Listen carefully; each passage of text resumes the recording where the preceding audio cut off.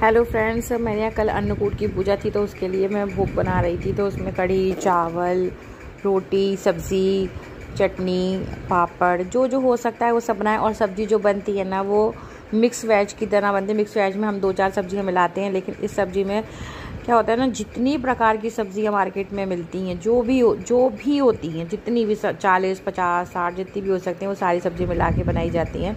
तो उसको मेरे मायके में मतलब मथुरा में गड्ढ की सब्ज़ी बोला जाता है। तो वही बनती है आज के दिन सबके घरों में। तो वही मैं बनाती हूँ हर साल। तो इस साल बस मुझसे ही गलती हो गई कि मैंने पहले से सब्ज़ी जोड़नी स्टार्ट नहीं करी।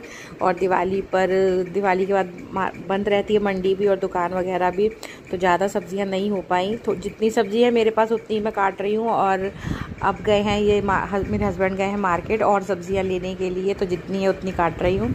उसके बाद और इधर मैंने ये कढ़ी बना दी है। कढ़ी भी एकदम सिंपल बनती है, सिर्फ हींग, राई और मेथी दाना और लाल मिर्च, इस चीज़ में तड़का लगा के, और कड़ी पत्ते में तड़का लगा के सिंपल दही और बेसन मिला के डाल दिया है। और सिंपल कढ़ी बनती है। और वैसे भी मेरे यहाँ सिंपल ही कढ़ी खाई जाती है। बच्चे मेरे मिर्च मसाले ज़्यादा पसंद नहीं करते हैं। तो या पकौड़े की बनती है या फिर पालक की बनती है, और पकौड़े की कढ़ी ज़्यादातर बनती है। तो इधर मैंने अपनी कढ़ी तैयार करने के लिए रख दी है। अब ये उबलती रहेगी, बीच बीच में आके से चलाती रहूँगी। और इधर मैंने सब्ज़ियाँ काट ली और सब्ज़ियाँ भी आ गई हैं, तो सारी सब्ज़ियाँ काट रही हूँ जो जो मेरे पास हैं। और जो सब्ज़ी अभी लेके आए हैं वो भी काट रही हूँ।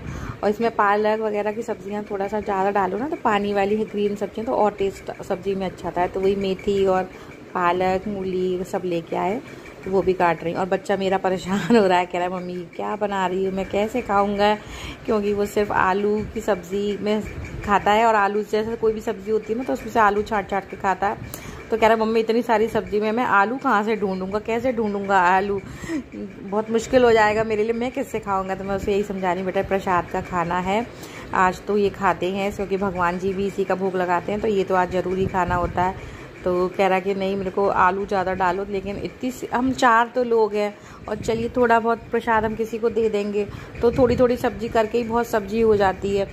तो वो कह रहा नहीं मम्मी आलू और डालो। तो वही बच्चों को थोड़ा पुरानी कुछ बातें बताओ तो उनको भी अच्छा लगता है, और सब सीखते भी हैं कि पहले क्या होता था, क्योंकि वैसे भी आजकल कल्चर एकदम चेंज होता जा रहा है। तो सब्ज़ी इधर मैंने छौंक दी थी, उधर ये इसमें भी कुछ नहीं डाला है। प्याज लहसुन का तो आज बनेगा ही नहीं, और वैसे भी मैं प्याज लहसुन डेली खाने में डालती भी नहीं हूँ, और लहसुन तो मैं बिल्कुल ही अवॉइड कर देती हूँ, बहुत कम ही खाती हूँ। और प्याज वगैरह भी सिर्फ जैसे राजमा, छोले, पनीर वगैरह सब्ज़ी बनती है सिर्फ उसी में डालती हूँ। और इधर मेरा आटा भी गूँथ लिया था, चटनी भी बना ली थी, इधर पापड़ भी तैयार कर लिए थे तल के, और सैलेड के लिए सामान था वो भी वॉश करके और छील छाल के सब रख लिया था कि रोटी सेकूँगी। उधर मेरे राइस भी तैयार हो गए थे, तो फिर भोग लगाने के लिए तैयार। उधर थोड़ा सा प्रसाद मैंने अलग से मिठाई मंगा ली थी, और इस तरह से मैंने ये थाली अपनी बना ली है। तो इस तरह से क्या 56 चीज़ें तो नहीं हो पाती, जैसे सब्जियां इतनी प्रकार की हो गई, तो 20-25 तरह की सब्ज़ी और ये करके जो भी हो सका मुझसे मैंने बना लिया, क्योंकि दिवाली के बाद वैसे ही इतनी थकान हो जाती है। और मेरे यहाँ तो करने वाला ज़्यादा कोई है भी नहीं हो, मार्केट भी जाओ, घर का भी करो, दिक्कत हो जाती है। और फिर इस तरह से ये हमारे सारे भगवान जी यहाँ पे अभी हमने मंदिर से यहाँ पे बिठा के रखे हैं, दिवाली से एक साथ बाहरी पूजा करते हैं, सब चौकी लगा के लक्ष्मी गणेश को विराजमान कर रखते हैं। और ये आज भाई दूज के बाद उठ जाएंगे। ये ब्लॉग मेरा एक दिन बाद जा रहा है। तो इस तरह से हमने भोग लगा दिया कृष्ण जी को। और आज के दिन मथुरा में क्या होता है ना, कृष्ण जी को किचन में भी लाया जाता है, तो किचन में ला के उनको वहाँ बिठाया जाता है ताकि अन्न धन बरकत देते रहे वो। और मेरी भी यही प्रार्थना है कि भगवान सबको अन्न धन देते रहें, सबकी मनोकामनाएं पूरी करते रहें भगवान। और मेरी भी मनोकामना है कि जल्दी से जल्दी मेरा खुद का घर बन जाए, ताकि उसमें रह सकें। और किराए पे रहते ना थोड़ा अच्छा भी नहीं लगता, बच्चे भी बड़े हो रहे हैं, बच्चों को भी नहीं अच्छा लगता है कि किराए पे रहते हैं। तो क्योंकि किराया भी आजकल बहुत जाता है, मैं भी 11,000 रुपये रेंट देती हूँ, तो खलता है बहुत ज़्यादा। तो इसलिए अब बस यही प्रार्थना भगवान से, और आप लोग भी भगवान से प्रे करिएगा कि मेरा भी जल्दी से जल्दी घर बन जाए। क्या पता किसकी मुंह से निकली हुई बात भगवान तक पहुंच जाए और उनकी बात सच हो जाए।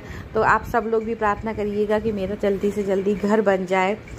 ताकि उसमें ना आराम से रह सके। फिर अपना घर हो जाता है तो एक अलग सी वो रहती है कि जैसा चाहो वैसे रह सको, कुछ भी बनवाओ। भी हम ना कुछ भी फर्नीचर वगैरह करवा नहीं पाते हैं इसी चक्कर में कि रेंट पर रहते हैं।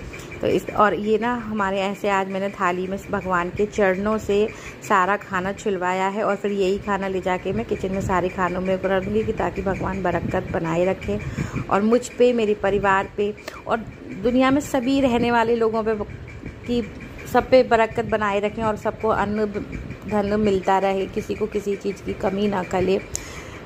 आज के ज़माने में वैसे भी शो ऑफ का ज़माना बहुत ज़्यादा हो गया, उस चक्कर में लोग एक दूसरे को बढ़ता देख नहीं पाते हैं कि किसी की सोचते हैं कि हम अच्छे, लेकिन ऐसा सोच बहुत बेकार है। सबके लिए अच्छा सोचना चाहिए, सब लोग तरक्की करें और कोई किसी के साथ भेदभाव ना रखे।